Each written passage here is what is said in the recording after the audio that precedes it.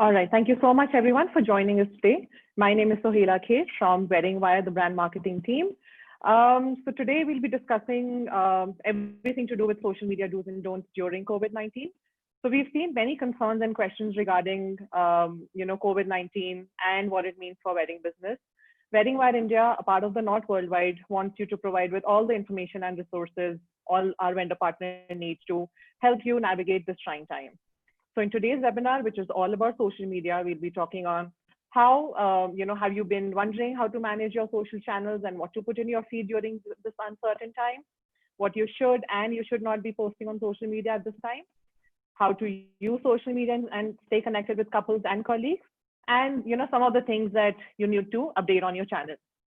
So today we have Whitney Little from the Not Worldwide team, who oversees the social media division at the Not Worldwide, ensuring all platforms drive strong traffic and engagement. Since joining the team, she has revamped the Instagram strategy to properly reflect the Not's products and brand's mission. And previously, she's worked on social media teams at People Magazine and Viacom. Thank you so much, Whitney, for joining us today. Thank you for having me. Great. So we can begin with the session, Whitney. Okay, great. As mentioned, I am Whitney and I oversee the social media teams for the Knot and the US Wedding Wire team. Really happy to be here today. Thank you so much for having me. We can start with some do's and don'ts during COVID-19. There's a few things that you probably need to know right now. So to kick off, number one, do post on social media. There's a lot going on and there's a lot of unknowns as to what to post. Should you post? Should you not? The answer is yes. Make sure you're posting. This is equivalent to closing your doors online if you decide to stop posting on social media. On the contrary, now is the time when your potential customers and couples want to hear from you. They want to make sure you are still in business and you are there for them whenever they need you. But when you do post, make sure you're using the right tone. So saying words or phrases like, we're so devastated, or our industry is a sinking ship, or this is catastrophic. It might feel true in that moment, but this can lower confidence in your brand and it can make people a little nervous to work with you.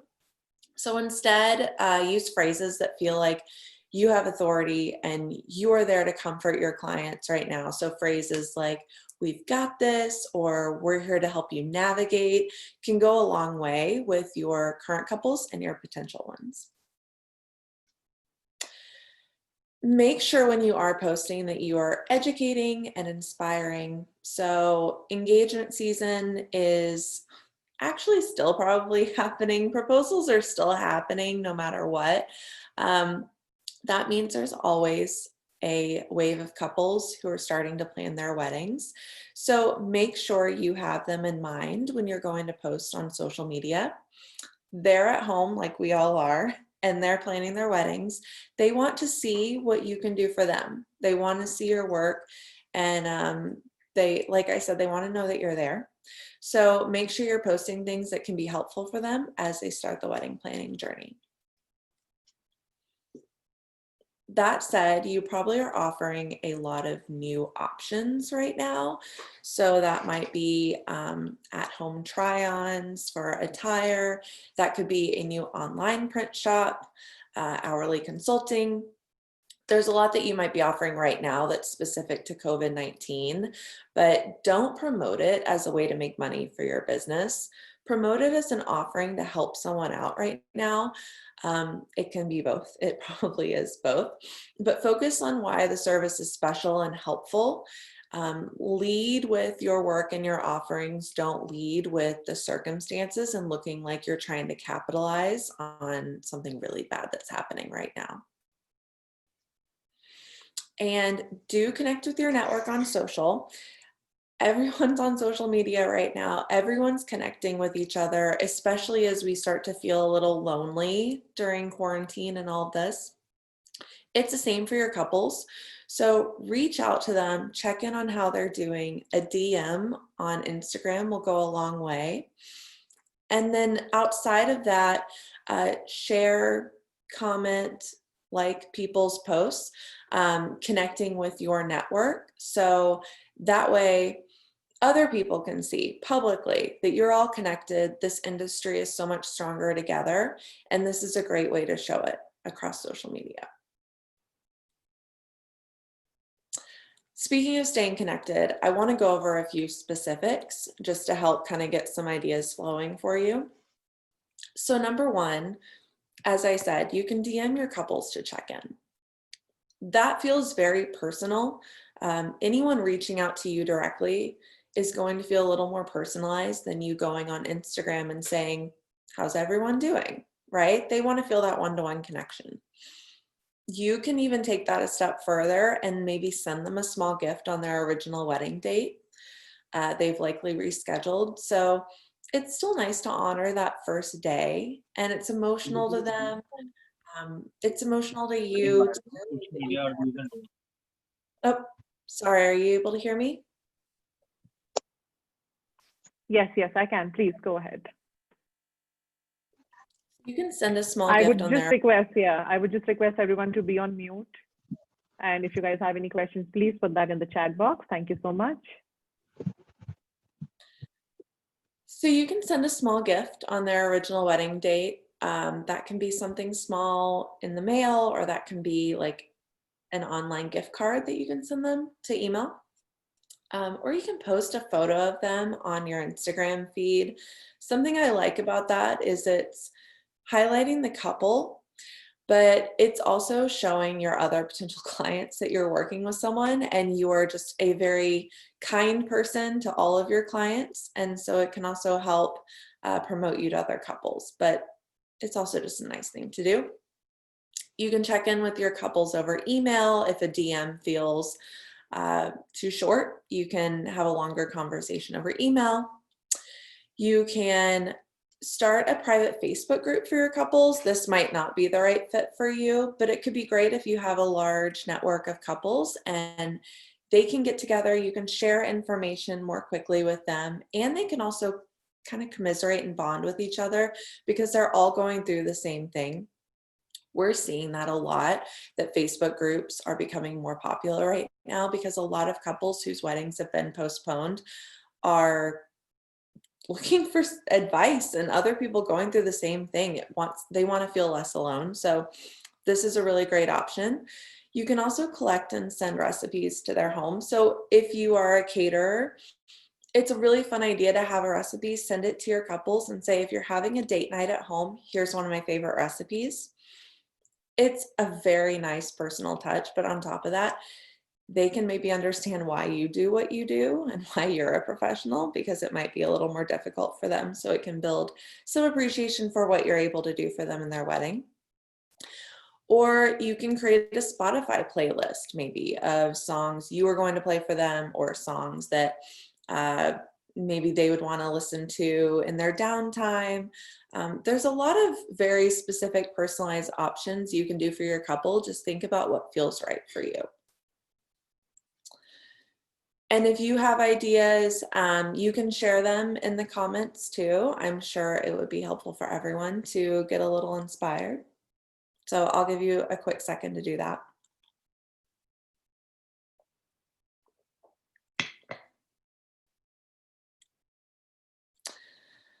All right, so right now you have some time on your hands to look at your social media page. You might want to get ahead of the game, knowing that you will be busy very soon. So here's 5 things I would recommend focusing on right now. Number 1 is updating your messaging to make sure it's up to date with your latest COVID-19 information. So if someone's coming to your Facebook page, they might want to know, what do they recommend for COVID-19? Are they still going to be able to work with me? What precautions will they be taking? So I know my wedding will be safe. Anything like that.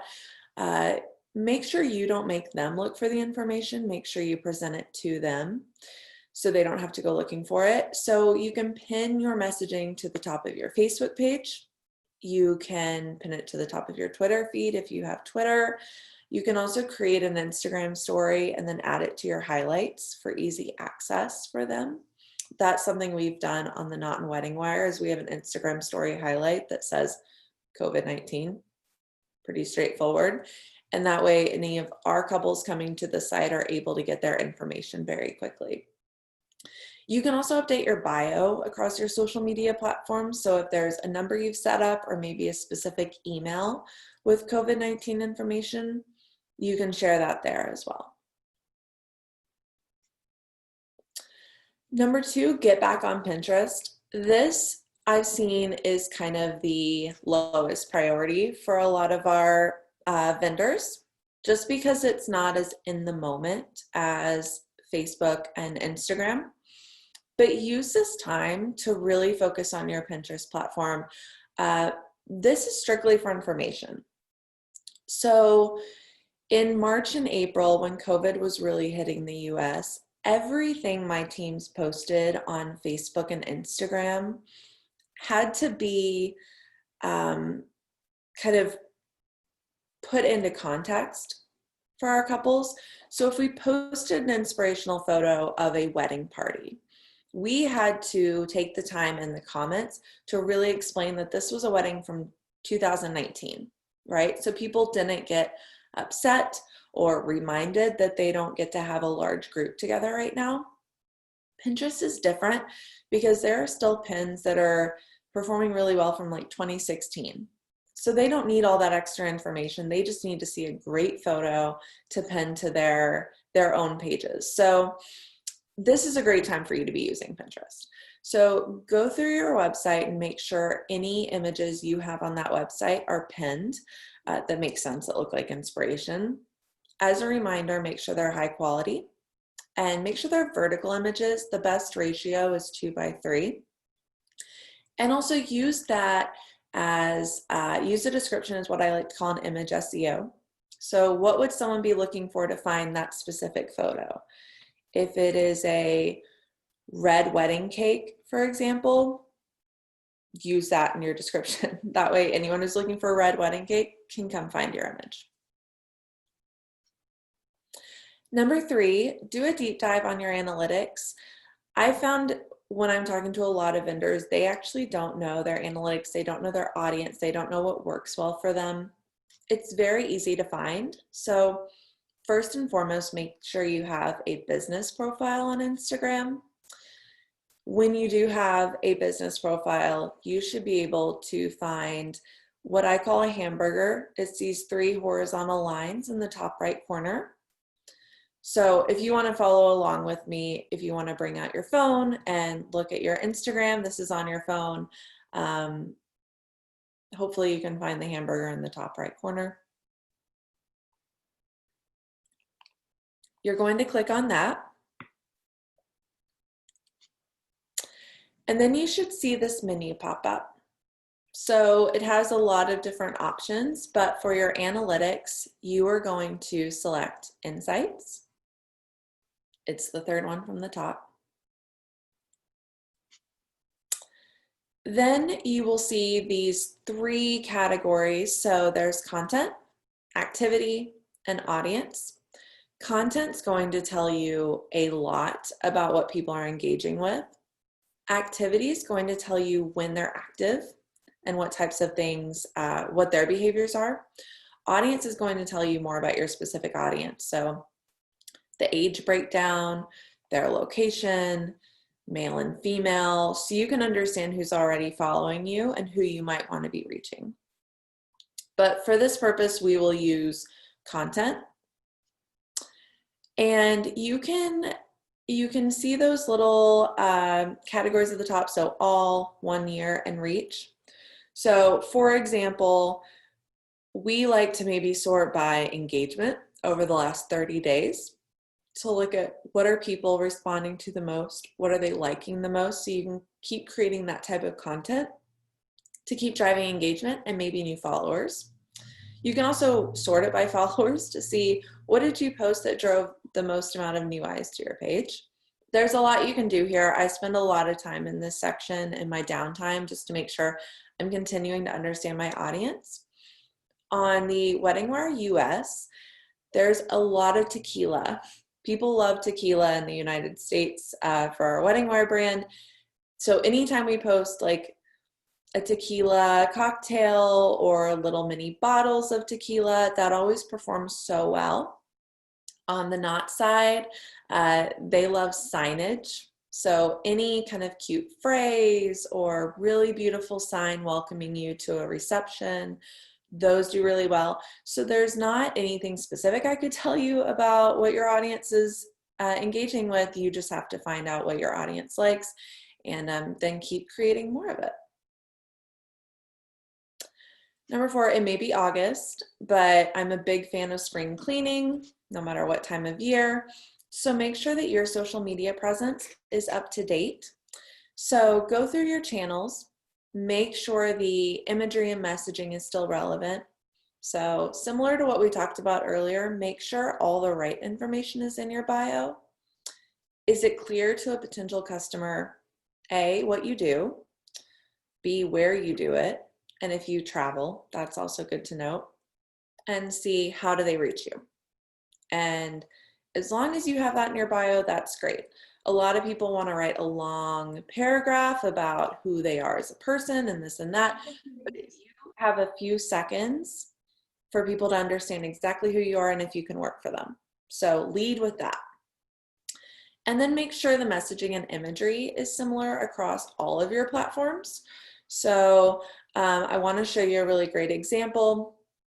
Through the Barrel, this vendor, you can see there's their marketplace, and then you can see their Instagram, and this all feels very similar across the board. So if I find you on a marketplace, I say, great, I just want to go see their Instagram and see more about them.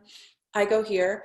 I'm not confused. I know this is the same vendor, but if there are low quality photos, or maybe pictures you took from your couple that someone else took on a cell phone or something that's not high quality imagery, think through those things to make sure it feels professional across the board and that there is a very similar aesthetic. And number 5, scheduling for the future. This is something I highly recommend because you're all very busy. Even when COVID's not happening and you have a lot going on, I like to recommend to vendors, spend about an hour a week, an hour or 2 hours at one time. Think of all the posts you want to schedule for that week and do it right then and there. So you're not worried about one afternoon thinking, oh, I need to post something on Instagram, finding content and writing a caption. Just dedicate an hour or 2 a week to this. But right now, when you maybe have a little more time on your hands, I would create a large inventory of posts that you will want to have go up later in the year or early next year. So use this time to schedule ahead of time. There are a few tools I've listed here, but there are so many platforms out there, some for free, some that are really budget friendly. If you want a lot of offerings, you can pay a little more, but anything free or very low budget is probably going to be fine. So go in, select your imagery, write out a caption, and then just save it as a draft. And that way in the future, when you are extremely busy and working on a lot of weddings, you can post. You just have to hit publish. There's not a lot of thought behind it. So highly recommend getting ahead of schedule here. Your future self will thank you. And that was a lot of information to throw at you really quickly. So any questions, I'm happy to answer them. I have a few questions that came in through the RSVP form that we had asked everyone to fill in. So the first one is how a vendor partner has asked, how do I build credibility with my customers through social platforms? How do you build stability? Credibility. Oh, yeah, okay, credibility. Trust and credibility, yeah. So some things we talked about when you're thinking about credibility, when someone's coming to look at your pages, like I said, they want to know what you do, where you do it. Like those quick things are going to let them know, okay, yep, this is a business. I know what they're doing. They're short and to the point. it doesn't feel like someone's personal Instagram page or something like that. But then what I mentioned earlier, these examples of what you did to work with your couples is great. So highlighting them in your feed, right now, showcasing them on what would have been their wedding date is great. Something else I recommend, which is, it's going to take a little bit of work, but I think it could go a long way. On Instagram stories, if you are able to post reviews from your couples, I would recommend posting a screenshot of a review on your marketplace, or if someone sent you an email saying, thank you so much, you did a great job. I would recommend screenshotting that and putting it in your Instagram stories. You can spread them out. You can do one day, one the next week, and then build an Instagram story highlight that just says reviews or something like that. So that way when someone comes to your Instagram page, for example, they can click on that Instagram story highlight and see that there were a lot of people that were thankful for you, that you did a great job for them. So think about all the best ways to get your reviews in front of someone. And of course, you can always follow up with them to get them to review you in the marketplace. That's the first step. But then how do you get it onto your other platforms? Okay, great. Thank you so much. We have Ruchika Dua, who's mentioned a question here in the chat box. She's asking, how do I, as a makeup artist, build my social media during these times? When I'm sure that when there are not a lot of weddings happening, so how do you keep, people engaged with fresh content on social media channels? Yeah, I would say a few things. So if you've posted imagery, I would imagine you're not getting a lot of new imagery right now, right? So think back to how old your platform is. And if you were able to reshare some images from maybe a year ago, someone's not coming to your Instagram feed and scrolling and scrolling and scrolling and saying, they posted the same thing twice. If it feels like it's been buried enough, I would recommend repurposing that content. So then you have something to post. But then I would also recommend maybe giving makeup tips on Instagram stories. Maybe if you have a good audience, maybe going live or filming some tutorials. I feel like I'm at home a lot now just looking at like makeup tutorials, even though I don't know when I'm going to be wearing a lot of makeup again, hopefully at some point. But I'm home, I'm doing some online shopping, so I want to get like a new mascara and I want to learn how to use it. And then if you have skincare tips, that might be great because people are at home, trying new products. That's great too. That can build your credibility as a whole. So people learn and trust you and know that you're the expert. But it can also be a great way to engage with your followers. I might also recommend a Q&A. So if there's a Q&A sticker on your Instagram stories, people can ask you questions. The trick there that I've learned that might make you feel a little crazy, but I think it's really helpful, you can ask your own questions in that Q&A on Instagram stories and no one knows it's you. So if you find that a lot of people come to you and ask one or two common questions, you can ask yourself that in the Q&A box and then share your answer. And then you can make a highlight reel on Instagram stories of all these most popular questions. So there's a lot you can do. Some of it's a little trickier than others, but making sure you're putting out content that is helpful for couples or potential couples right now while they're at home too. All right, thank you so much, Whitney, for that. The next question that we have is around someone saying that they're into rental gowns for pre-wedding shoots. So the pre-wedding shoots are very, very common in India. And so Namrata is planning to diversify into another segment of selling loungewear. So she's asking that I already have a page, which is dedicated to my current line of business. What if that I start using the existing pages to now, market another segment that she's getting into? What kind of things do I keep in mind? That is a little tricky because what I don't want to happen is couples coming to you and then being confused about what you offer. Is the lounge, I actually have questions about it. Is the loungewear, could it be used for pre-wedding events? Like when you're getting ready, could you wear it? Like let's say yes. Let's say that that's fair. I think it's a great time to be promoting that because people are wanting to wear loungewear now anyway, but they can also have that for their pre-wedding event. So I would just make sure your imagery in your Instagram feed specifically, because that's so you look at those images right away. I would make sure that there's a good range of what you're showcasing so you don't lean entirely into the new loungewear collection. You're also highlighting all of your offerings. When you're posting something on Facebook, that's totally fine to promote your new offerings. Same on Pinterest. I would imagine there's probably a lot of great Pinterest searches right now for loungewear, so that's fine.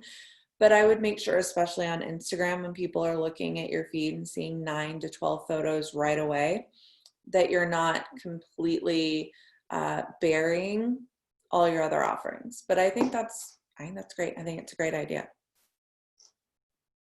Great, great. Thank you so much. I hope, Namrata, that answers your question. We have another one from a travel agent who, companies who organize honeymoons for couples. So he's mentioned that there are a lot of honeymoon registry websites internationally, like in other countries, but not so many in India. So, how does it work for him? Is it okay for him to market himself only through his channels, or are there any other sources, or is it okay to market on these international websites? If you would be able to answer that. I know that we're getting a little away from the social media Yeah, discussion here. Yeah. I actually don't know where else would make sense, unfortunately, just outside of social media.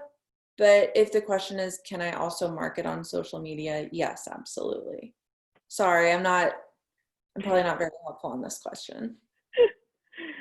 No worries. Nisha, I hope that, in some way answers it, or you can probably give us a little more information what you mean by that. The other one we have is how to follow up and convert clients, do's and don'ts for communication during, actually the makeup artist getting in touch with the client. What kind of things does the makeup artist need to follow up and, check with the client before converting them? Again, Okay. We're getting away from social media here again. Yeah, and I would talk to the rest of your Wedding Wire team that's working with you to kind of give you some really strong tips. As someone who's not in sales, I don't want to give you too much, but what I can say is if someone finds you on the marketplace, they might go to your Instagram or Facebook or any sort of social media to see what would their work look like for me. So I'm a big fan of Instagram. So if I find a photographer on a marketplace, I might go look at their Instagram feed. I definitely would. I love going to check out people's social media and seeing, is their quality of work really great across the board? And what would this look like for me? Because I will be posting my wedding photos on Instagram and I want to make sure these look good consistently. So I would say anytime a client or potential client is looking at you across social media, make sure it's fully buttoned up and make sure you're presenting your best self. That might be the difference. They might be going back and forth and looking at considering you versus another vendor and saying, their social media looks really strong. I want to go with them. But that's about as good as I can do with that question. Thank you so much, Whitney. Now here, Anisha is asking that what are a few ideas for a wedding planner to market through on social media? Because a lot of times what happens is that couples only look at decor and, entertainment and, nice photos when they are, picking the best kind of vendor partners for their wedding. So how does a wedding planner, showcase their work on social media? Yeah, that one's tricky because when someone's not engaged yet, I would imagine they know, oh, I want this person for my florals or attire, or I don't know, there's a lot of things that people think about ahead of time, right? A planner is not one of them. And it's very difficult to know what a planner, what their style is, and how it translates to you. They might have been executing a lot of great weddings for someone with a very specific vision, but you want to understand how they can work with you and yours and help bring that to life. So a lot of photos of all the weddings you've worked, and that can be detail photos, that can be large, like the venue photos, people at the reception. I want to make sure that your potential customers understand that you do everything as the planner, you oversee everything.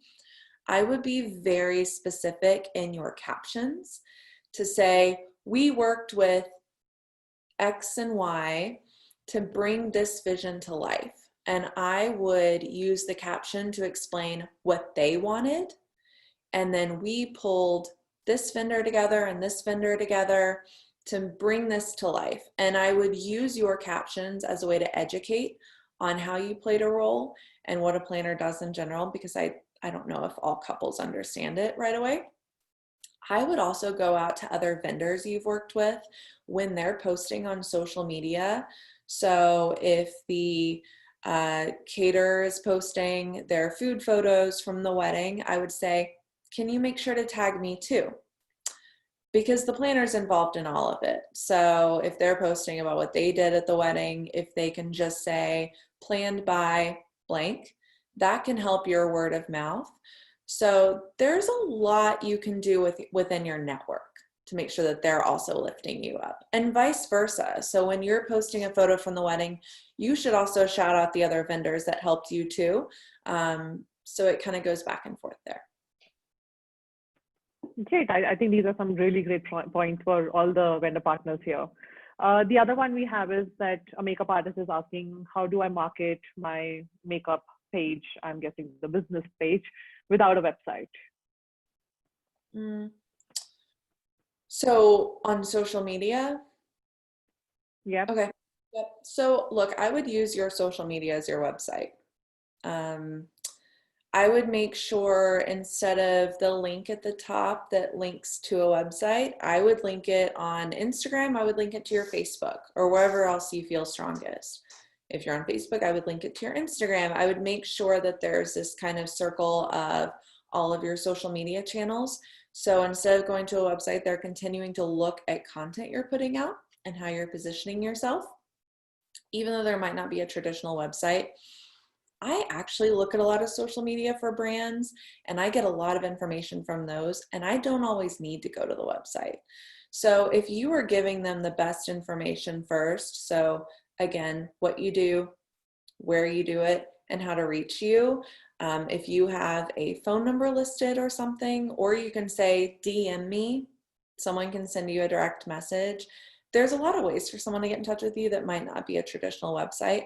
But then I would really make sure any of your content is your top content. Anything that's quality, make sure that that's always top of mind and front and center.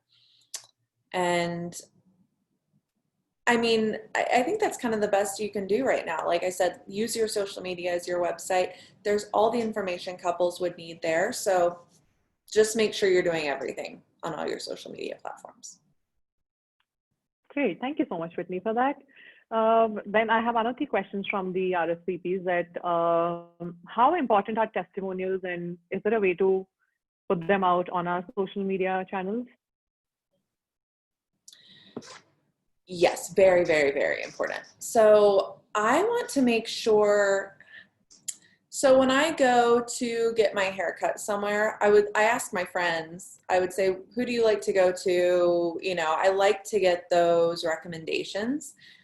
And I think that's just kind of common for everyone. There's a reason influencers are so popular. It's because you want to hear these testimonials. You want to know what's happening there. For some reason, my screen. That's okay.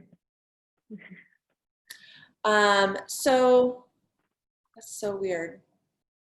All right. So there's a big need for that. So definitely make sure your couples are giving you reviews. Make sure you're following up with them and they are giving you a review on your marketplace. And again, if they send you a lovely email that says, thank you so much, you did X, Y, Z, that's great. But people want to have that, that recommendation from other people like them. So very, very, very important. That's a huge, huge part of this. And make sure, like I said, that you're posting that in your Instagram stories. Some vendors tell me they don't want to look like they're bragging, which could be, but you have to do it and it's okay. And people understand that you need to post your reviews. So yeah, I can't stress it enough. Definitely make sure you have reviews available on your social media. All right. We'll pick up last couple of questions. So one is around Nid is saying that I'm into wedding gifting and giveaways. Does an Instagram page suffice showcasing my work, or a website adds class to my brand? And we should make a good one with some exclusive pictures. So is website really important? As long as you have an Instagram page, is that enough? I mean, it's nice to have a website because I think it lends some credibility. That said, you can get all of your information across on Instagram and Facebook and your marketplace, right? But if you don't have a website, you can give them all the information they need. That said, it definitely makes a difference. It makes you look credible. It makes you look professional. So if you have the time to get the website, please do. But if not, you can get by for now. But I would definitely recommend getting it in the long run. All right. I hope that answers your question. The last one we'll pick up from Krisha, who says that I'm into wedding cakes and dessert tables. I do have a Facebook page and an Instagram handle. Is there any other platform that I can, where I can market my business so that, I reach the right kind of clientele? I would definitely recommend Pinterest.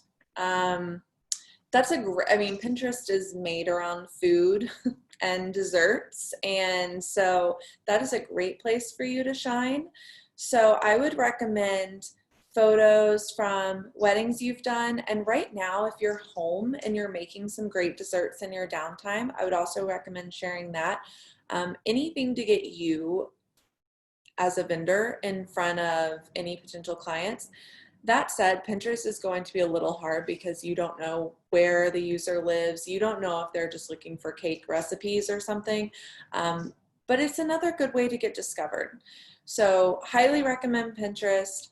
Instagram is always evolving. So we talked about Instagram Reels, which is new to the scene right now. So creating content for Reels is great.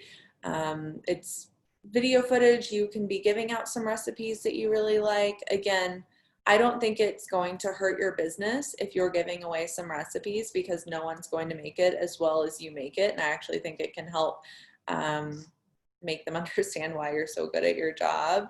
I have an amazing place in New York that I love to go to for cookies, and I recently moved and I have a recipe I found online and it tastes just like these cookies in New York, but I would still go back to that cookie place all the time because they're just like that much better.